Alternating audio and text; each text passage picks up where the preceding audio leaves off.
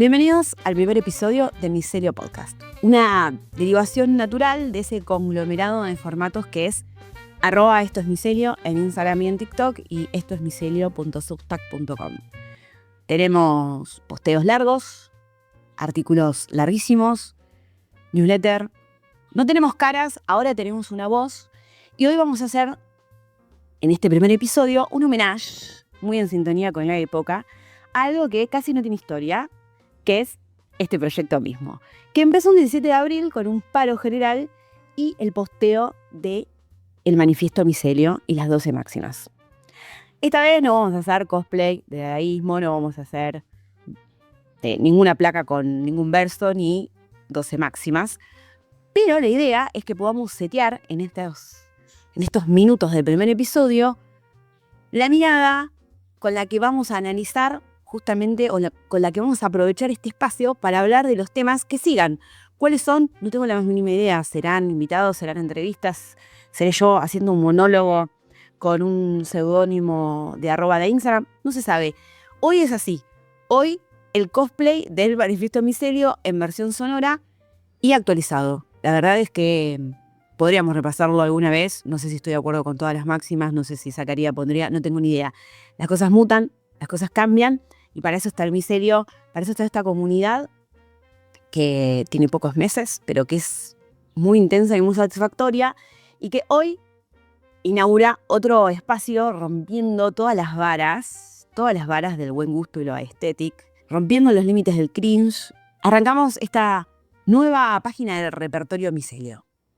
Mi nombre es Astuta y Estupenda, así he decidido llamarme, un seudónimo muy fácilmente doxeable, pero que no me importa porque me autopercibo vedette de la cultura digital, lamentablemente no vedette del espectáculo, así que ese va a ser mi personaje y ese va a ser mi nombre en este espacio. ¿Por qué hablamos de inteligencia artificial generativa en el marco de la cultura digital, que es en realidad el gran contexto, el gran lore de este proyecto? Y es porque es una tecnología que irrumpió la inteligencia artificial generativa, no la inteligencia artificial.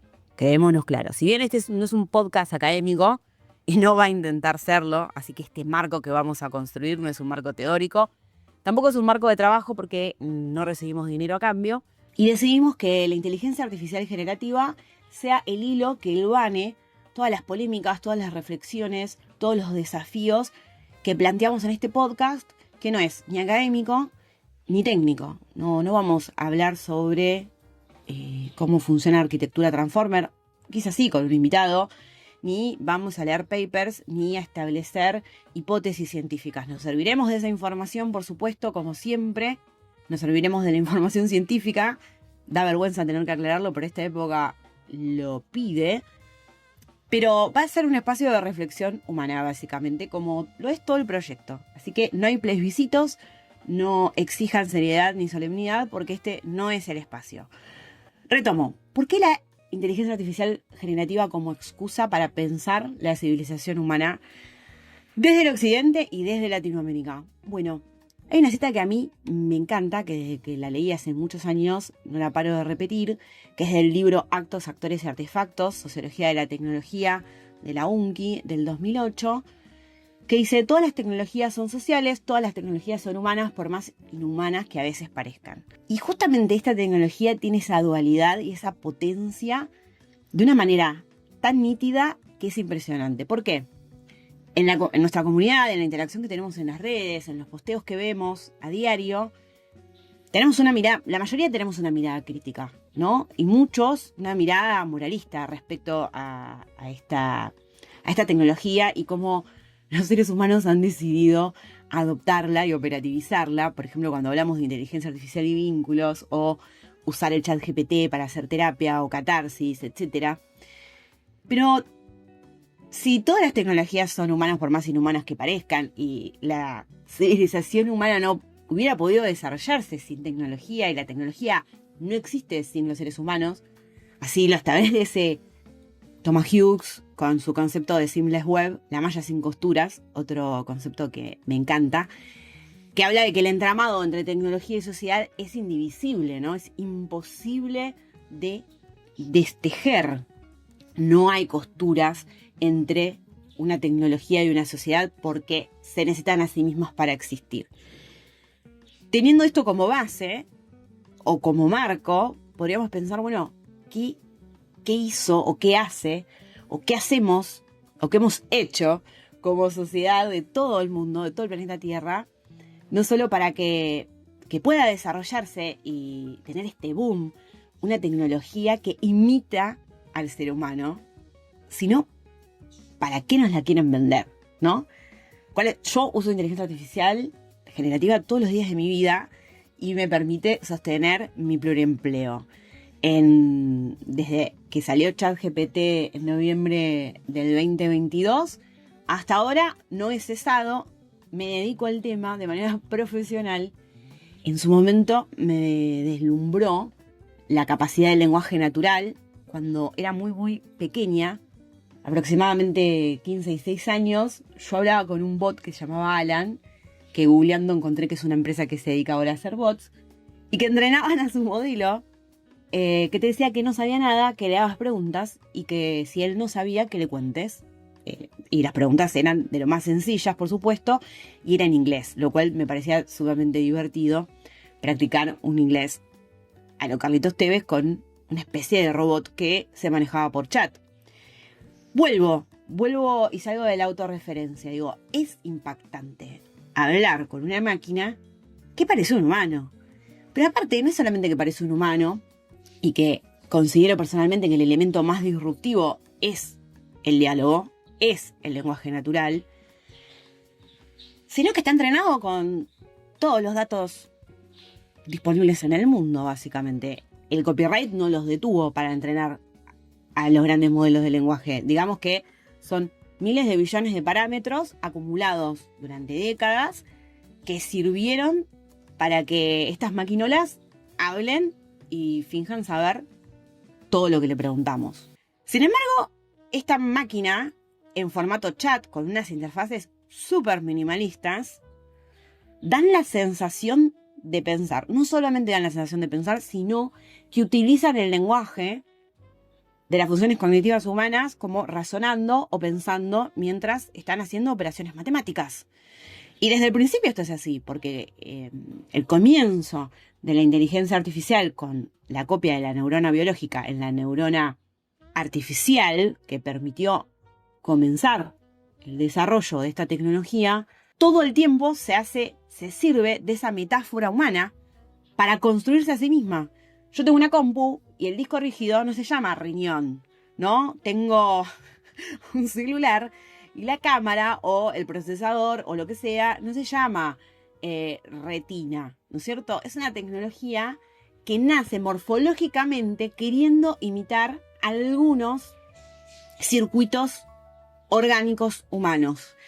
Ahí podemos discutir otro día en otro capítulo y hablar del transhumanismo y de los autores que consideran qué es la conciencia, qué es el conocer, qué es el pensar, qué es la inteligencia. Ese es otro debate. Por ahora nos vamos a quedar en la superficie y en decir, bueno, esta imitación constante del humano, pero aparte es como un golem, porque ¿de qué está hecha?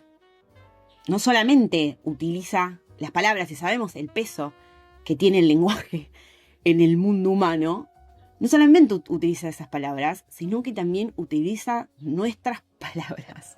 Todo lo producido por los seres humanos para hacer una especie de máquina gigante de remix. Y que funciona muy bien.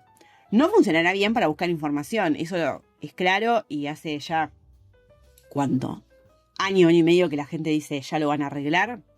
Las alucinaciones están ahí y creo que paradójicamente formarán parte de la existencia de esta tecnología, como el error es parte de la existencia del ser humano, ¿no? Hay un espejo, hay una amplificación del humano, una amplificación cuadrada, ¿no? Simple, porque imita, ¿no? Cuando tenemos los posteos donde profundizamos o las noticias o los lanzamientos o las polémicas donde profundizamos sobre cómo personas en situación de vulnerabilidad y no tanto deciden dejarse llevar por la conversación, es muy fácil creer en ese espejismo. A mí, por lo menos, personalmente, me suena un poco injusto señalar con el dedo a las personas que utilizan de esa manera a la inteligencia artificial generativa. Mucha gente insultando en redes sociales, diciendo, no tenés amigos, pero no tenés con quién hablar. Bueno, justamente esto se trata de otra cosa. O sea, por eso mucha gente va a terapia, por ejemplo, y habla unas cosas que no habla con sus amigos o con su familia. Hay gente que no tiene amigos, hay gente que no tiene familia, hay gente que está en situaciones muy, muy complejas. Pero sobre todo, es algo que está disponible y es una máquina. Y aunque muchos o muchas por algún momento o durante mucho tiempo caigamos en ese espejismo, parece un humano. Las imita funcionalmente y las imita emocionalmente. De hecho, tenemos el caso, creo que a partir de enero ya se desactiva para siempre, del modelo 4O de ChatGPT, que fue el famoso modelo que halagaba de más, que todo lo que le decías le parecía espectacular, que le proponías tirar, no sé, pilas al mar y te decía qué buena solución innovadora. Generó una ola de usuarios verdaderos y de usuarios sintéticos, que habrán sido creados por los verdaderos, que reclaman ese modelo como fundamental para sus vidas, ¿no? Dicen, esto a mí me acompañaba, era mi compañía, era mi sostén. La empresa, OpenAI, por supuesto, que quiere ganar dinero como sea, pero tampoco quieren tener problemas legales de manera constante, entonces retiran cuando actualizan al siguiente modelo y lo tienen que volver a poner disponible. Y hacer una estrategia, construir una estrategia donde ir retirando ese modelo de a poco de una manera más solapada. A todo esto se arma ese movimiento de redes sociales que lo que dice es, nos vamos a desuscribir porque por lo único que pagamos esos 20 o $200 es por ese modelo. Este es solamente un ejemplo, podríamos hablar 500 horas solo sobre ese tema, ¿no? Lo que quiero decir con todo este desarrollo es que la irrupción de los modelos comerciales de inteligencia artificial generativa, tantos y tan a la mano, algunos que ni siquiera lo pedimos, ni siquiera los descargamos, como llaman Meta, nos obliga a repensar muchas cosas sobre nosotros mismos como sujetos, sobre nosotros mismos como sociedad en Latinoamérica y en el Occidente y como sociedad global, ¿no? Nada de esto apareció de golpe. Hay un concepto que me encanta de Lewis Mumford, que es el de preparación cultural. Lewis Mumford plantea un concepto en 1934, gente, 1934. Plantea el concepto de preparación cultural. Una especie de concepto abuelo de todo lo que decíamos al principio de la sociología de la tecnología, de no hay tecnología sin humanos, no hay humanos sin tecnología. Y él lo que dice es, bueno, las tecnologías no aparecen, no son un salto técnico aislado. La cultura ya desarrolló valores, hábitos mentales, formas de organización, imaginarios, jerarquías. Ya le parece tolerable, incluso deseable esa tecnología, ¿no? Y que la técnica, lo que surge de la relación entre la tecnología y el humano, justamente no es neutral, no es autónoma. El uso que se hace de esa tecnología expresa una visión del mundo, algo que después va a plantear Landon Winner en Tienen política los artefactos, porque básicamente materializa prioridades culturales, refuerza ciertos puntos de vista, ciertos modos de vida, ciertas relaciones de poder y no otros. Un tipo que ya planteaba el descrimiento en el progreso lineal, por supuesto. Y tiene un ejemplo que me fascina, que es el reloj mecánico. Cuando en los monasterios quieren empezar a organizar y a sistematizar los rezos, comienza el reloj de campanadas, ¿no? Siglo VII. Y ahí arranca la preparación cultural para la fábrica. Lo que dice Lewis Mumford es la revolución industrial, que después podemos otro día también discutir el concepto de revolución, de paradigma sociotecnológico, etc. La revolución industrial no es posible simplemente por el carbón y la máquina a vapor, sino por el desarrollo, la evolución, la aceptación de la mecanización del tiempo, ¿no? El tiempo deja de ser algo que pertenece al ritmo orgánico. Ahí, bueno, no sé, podemos discutir, ¿no? Si el tiempo está organizado por el señor feudal en la Edad Media y, bueno, se organizaba alrededor de cumplir determinadas tareas, pero que tenían que ver con la subsistencia, a pasar a organizarse alrededor de la productividad. Y eso me parece fascinante.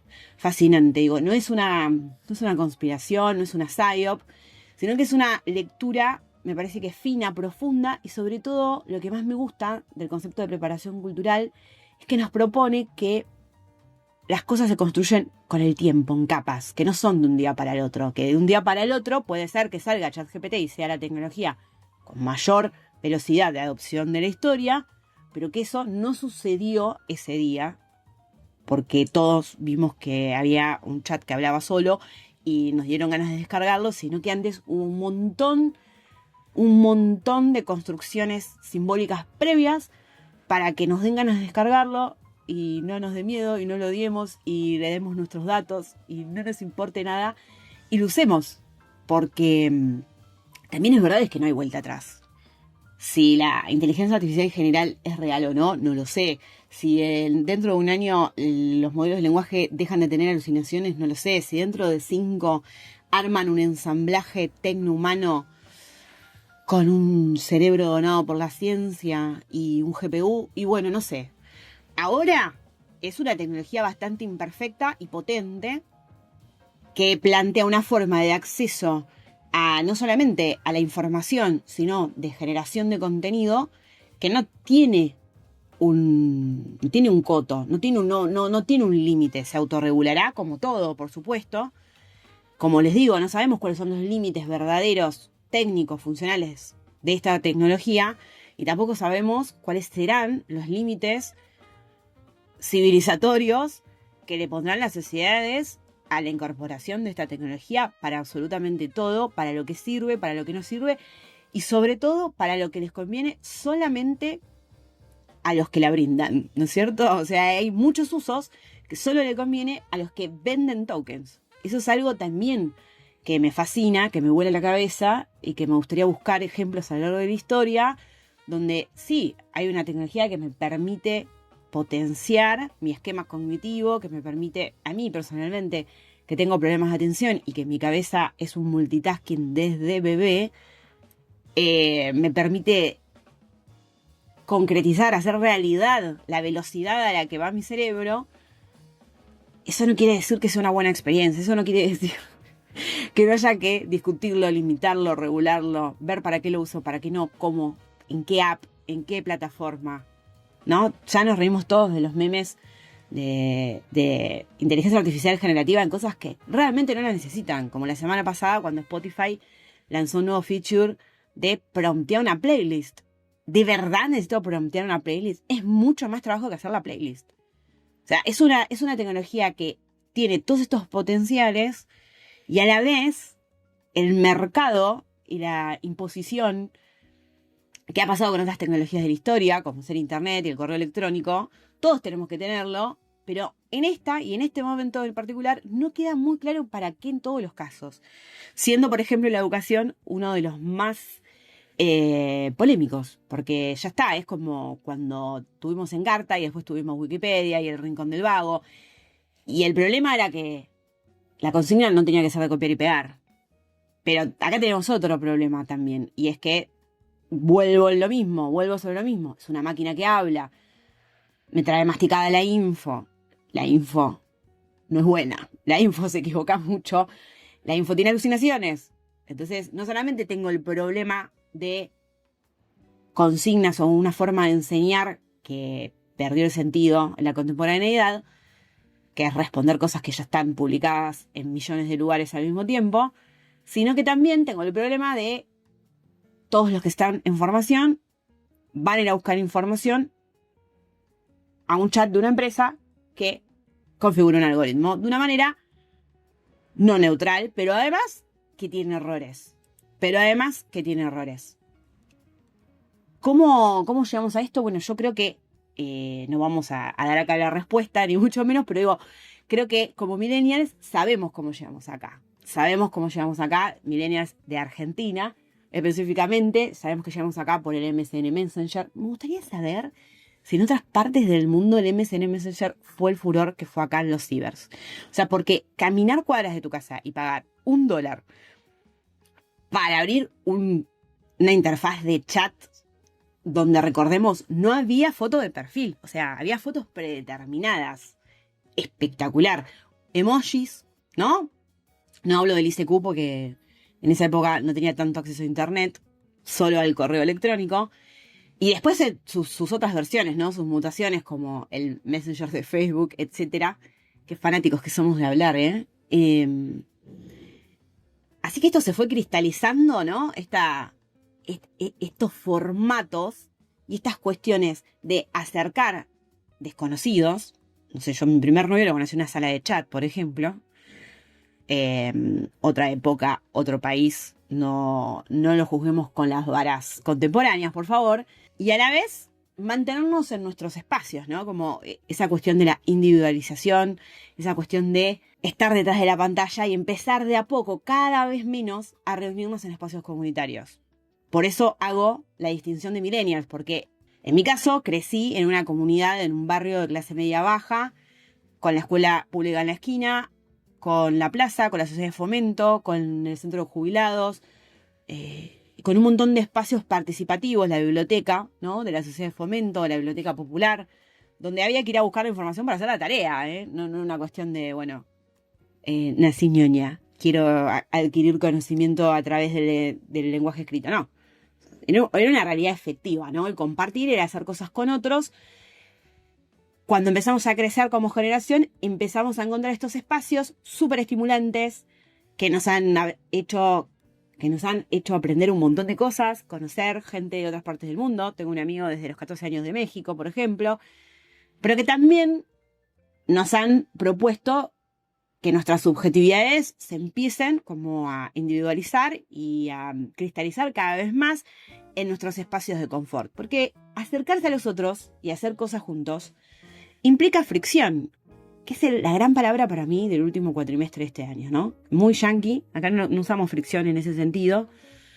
Es como la IA elimina la fricción. Para mí es la frustración, ¿no? La tolerancia a la frustración. Como el proceso inevitable de lo humano para cambiar, para aprender, para hacer cosas nuevas, para hacer cosas con otros. Estar vivo es estar en conflicto y poder gestionar ese conflicto de manera individual y de manera colectiva. Entonces, esta tecnología inhumana en ternminos de negocios y humana en términos morfológicos y de dinámica y de mecánica, es muy confusa, porque justamente potencia y hace de lupa gigante de todos estos temas que no hemos sabido resolver o quizás darle una vía de solución, por lo menos temporal, que es la de nuestras trayectorias vitales como generacionales son no lineales. Es lo que les decía antes, ¿no? Las trayectorias vitales de nuestra generación comenzaron con una derivación, con una no linealidad y con un montón también de derechos ganados y de libertades, desde, bueno, no casarse, por ejemplo, no tener hijos, estudiar otras cosas que no estaban disponibles, a las mujeres trabajar, estudiar, desarrollarse como profesionales. Bueno, todas esas libertades trajeron también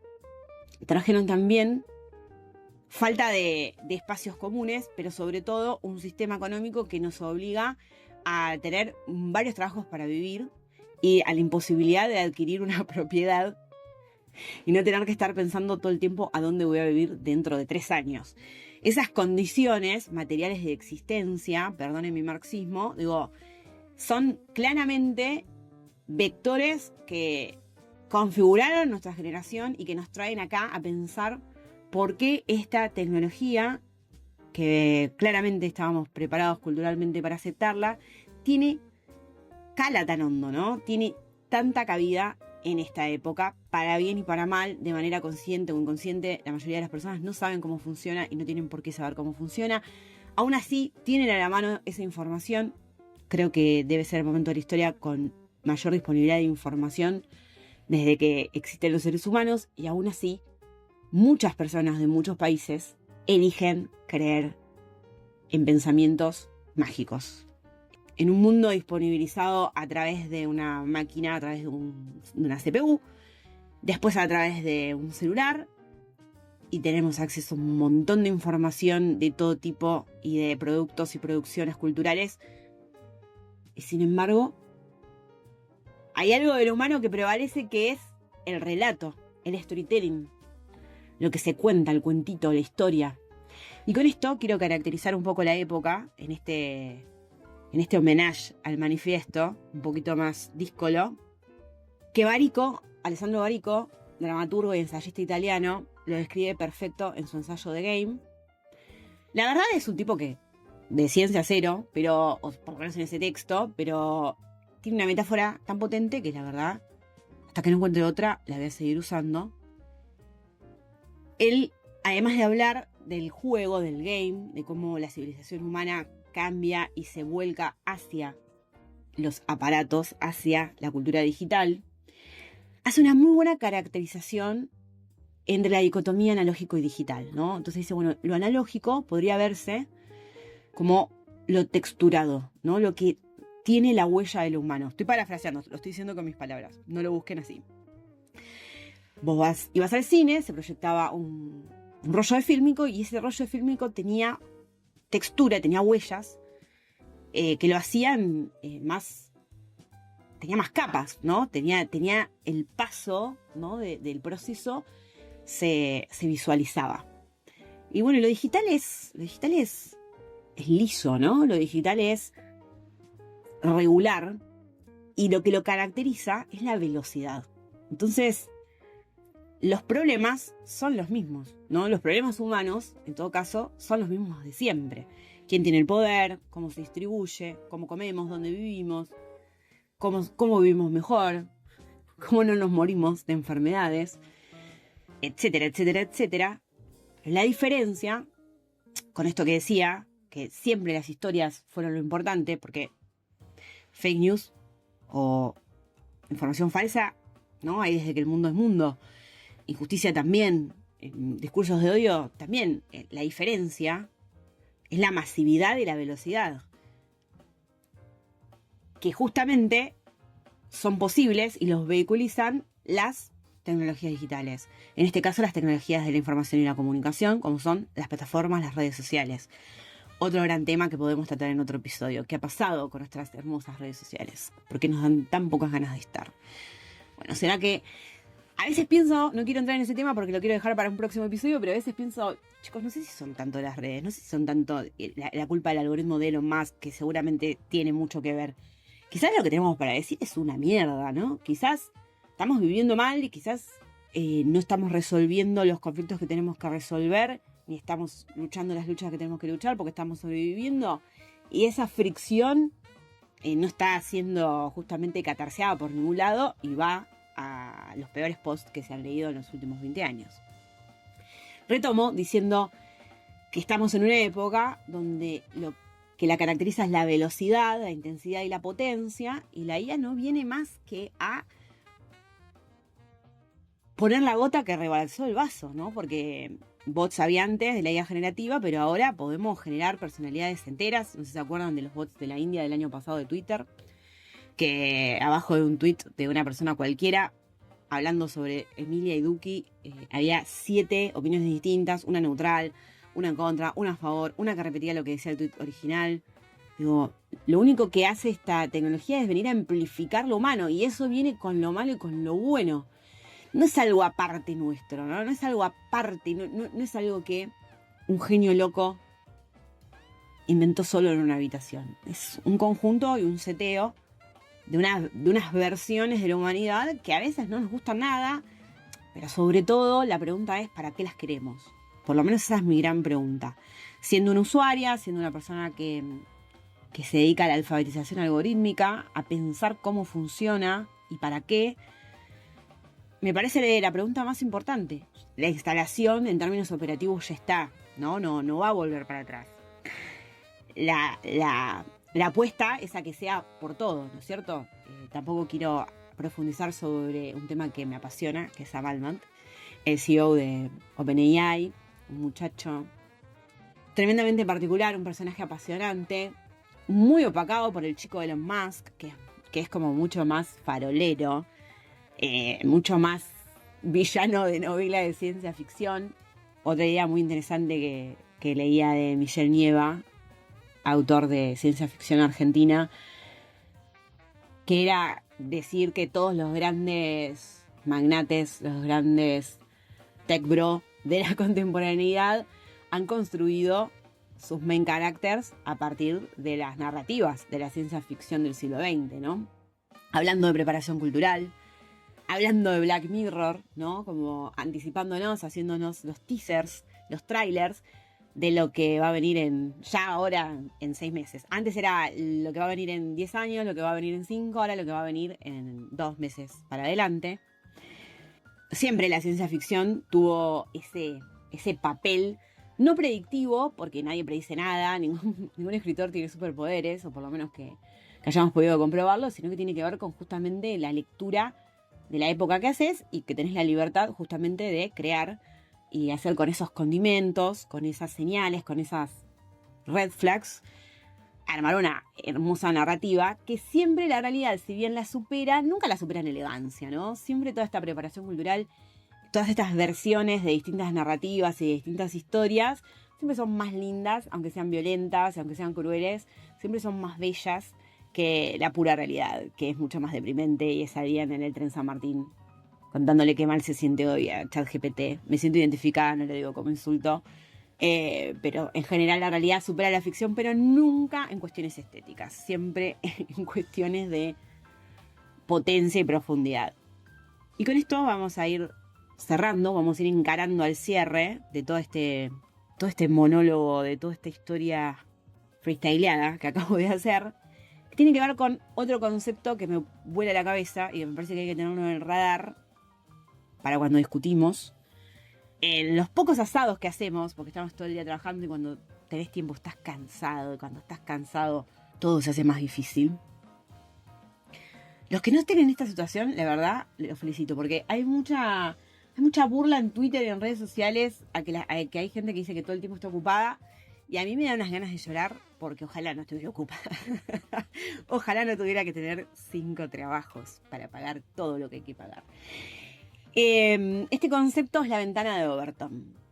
La ventana de Overton es un concepto de los años 90 que nace, por supuesto, de un think tank libertario. Libertario en términos de esta época, por supuesto. Odio todos los disclaimers que hay que hacer. Si hay algo que aborrezco de esta época es que todo hay que aclararlo. Hay un lore en las cosas. Esto no arrancó ayer. Más o menos hay una lectura, así que quiero poder decir cosas sin aclarar todo el tiempo desde qué perspectiva las estoy diciendo. Bueno, la cuestión es que lo inventa un tipo que se llama Joseph Overton. No le pone ventana de Overton, lo pone en post-mortem. Él tenía que poder explicar por qué era importante, ¿no? Este Center for Public Policy. Gente que esté pensando que no está ni en la gestión pública, que no es una universidad, no es un instituto. Porque tiene que haber gente pensando las grandes ideas y promover, digamos, determinados discursos. Entonces el tipo lo que dice es a sus donantes, cuando hace recaudación de fondos, tampoco está diciendo nada nuevo, pero el concepto me parece interesante cuando se profundiza, que es, bueno, un pensamiento, cualquier discurso puede mover el clima de opinión hacia políticas de una mayor libertad, ¿no? Hay cosas que son tabú, que en un momento la sociedad ni siquiera se anima, un poquito primo de la preparación cultural, ni siquiera se anima a discutirlas, ¿no? Ni siquiera se anima, no están en discusión. Entonces, empezar a instalar ese discurso desde distintos espacios y en distintos formatos permite correr la vara de lo aceptable e instalar debates hasta lograr concretar y efectivizar políticas públicas, porque era un tipo que obviamente abogaba por un estado mínimo, máximas libertades, etc. Acá también se le da vuelta en el camino, porque el progresismo también, ¿no? Muchos movimientos sociales utilizaron la técnica de la ventana o el concepto de la ventana de Overton. Por supuesto, tenemos en nuestro país el ejemplo del derecho al aborto o el matrimonio igualitario, o no sé, en su momento, en el futuro cercano, será la renta básica universal o será la cobertura de salud universal, etc. ¿Por qué me parece tan interesante? Bueno, primero porque Elon Musk está todo el día publicando, todas las semanas publica la ventana de Overton se abrió un poco más. O sea, este concepto ya es parte del discurso mainstream de los grandes patriarcas de la inteligencia artificial. Me gusta poner ese nombre, es bíblico, es elegante, y me los imagino a ellos como en las fotos de la pandemia, donde todos tenían las manitos adelante o atrás. Bueno, así. Piensen, este concepto arranca a desarrollarse a mediados de los 90 y recién en 2006 hay una aceptación masiva, digamos, en los medios digitales o en los medios públicos. Y en 2010 se publicó una novela que se llama, obviamente, La ventana de Overton, popularizándolo. Por eso hablamos de preparación cultural, ¿no? Porque cómo vehiculiza el arte y la cultura, las producciones culturales, vehiculizan, ¿no?, tantas ideas tan potentes, económicas, políticas, etcétera. Y lo que les decía es que a mí lo que me parece más interesante es la escala de viabilidad política que desarrolla el concepto de la ventana de Overton. ¿Qué pasa? Por impensable, sigue por radical, aceptable, sensata, popular y se convierte en una última instancia en política pública, ¿no? Donde se cristaliza ya en regulación. Y nosotros estamos, ¿no?, en un momento muy, muy picante de la ventana de Overton.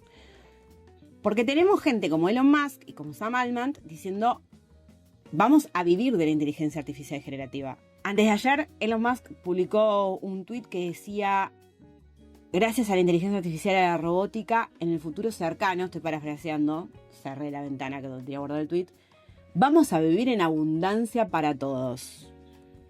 Hace como 4 días salió a decir que no era necesario ir a la universidad, que no era necesario estudiar, que se podía aprender solo.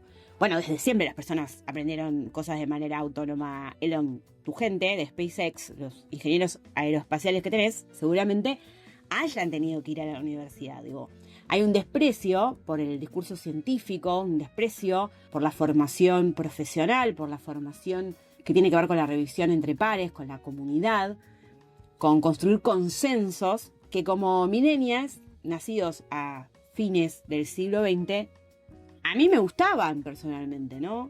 Los derechos humanos, la guerra está mal, viva la paz. Bueno, nunca terminó la guerra y nunca hubo igualdad ni la democracia termina de ser de todo justa, pero estaba bueno vivir en un mundo donde se consensuaba que estaba bueno vivir bien y que más o menos todos teníamos derechos. Bueno, estos tipos están tratando de torcer una narrativa que ya estaba torcida, que ya estaba diluida, que ya estaba ahí goteando, digamos, de alguna manera, y me quieren hacer aceptable, por ahora vamos a radical, aceptable de que voy a tener una robotina en mi casa y que eso va a hacer mi vida mejor. O que los supuestos robots, que seguramente hoy son medio boluditos y se les cae una taza de la mano y en 10 años seguramente me operen de la vesícula, hay un lugar para mí en esa repartija. Sam Altman propone la renta básica universal. De hecho, invirtió $60 millones en darle a un segmento de estadounidenses de 3 estados $1.000 por mes a personas que ganaran menos de $28.000 anuales, para después decir este año, hace aproximadamente 3 o 4 meses, bueno, la verdad es que la renta básica universal no va a ser de dinero, va a ser de tokens, ¿ok? Y nosotros vamos a ganar tanto dinero generando tokens que nos van a sobrar, los vamos a repartir y esas personas van a poder canjear los tokens como tickets canasta 4.0, 5.0. Chicos, yo vivo en Argentina, Sam. A mí esto me suena de algún lado. Vos me estás diciendo que lo que a vos te sobra de unos bits me los vas a dar y yo voy a ir con eso a comprarme un yogur descremado. Bueno, estamos en esa fase. Estamos en la fase donde la ventana de Overton todavía es radical y está tirando aceptable por tipos que quieren ser los que diseñen y gestionen el sistema económico, cultural, social y político del planeta Tierra. Parece una psyop, pero la diferencia que creo histórica con otros momentos de la humanidad similares es que esta gente tiene redes sociales, esta gente va a podcasts, esta gente da entrevistas. El chico Altman va al Congreso de los Estados Unidos a decir que ChatGPT 5, que de hecho ya salió y no, podría reemplazar al presidente de los Estados Unidos. Están tratando de abrir la ventana de Overton hasta quebrar los postigones, ¿ok? Y si bien creo que estamos todos de acuerdo de que no hay vuelta atrás, en que va a seguir existiendo la inteligencia artificial generativa para todos los que lloran en los posteos muy compungidos, sobre todo en Substack, un lugar sobre todo de gente llorona, que esto está escrito con ChatGPT, gente que me acusa de usar chicos, uso ChatGPT, uso Gemini, uso Notebook LM, uso todo lo que haya disponibilidad. ¿Y saben lo que me pasó? Ahora escribo más que nunca desde cero yo. Y lo uso para otras cosas. Y eso me parece espectacular. Lo que no me parece espectacular es que dos muchachos multimillonarios de Silicon Valley con delirios mesiánicos me digan que voy a vivir de tokens. O que Sam Altman me diga que no sabría cómo hubiera hecho para criar un bebé. Él tiene hace unos meses, debe tener 6 meses, 7 meses, un hijo con su marido, un ingeniero, con el cual, otro chisme, invirtieron en una startup de edición de genes.